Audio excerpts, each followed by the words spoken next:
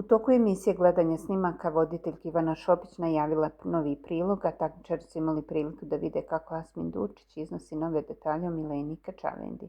Prva je komentarisala Sofija Janićijević. To je greška, ispada sad kao da deca nemaju gde da je žive i voze dobra kola. Ja sam rekla da to nije tako i da nemam pojma ko je Dule, rekla je Sofija. On je rekao da je to neki njegov prijatelj kog poznaje Mića. On je izmislio ime, dodao je Terza. Neka oni gledaju gde žive i borave, a moje dece imaju život i tatu i mamu, imaju sve, neka se bave ti.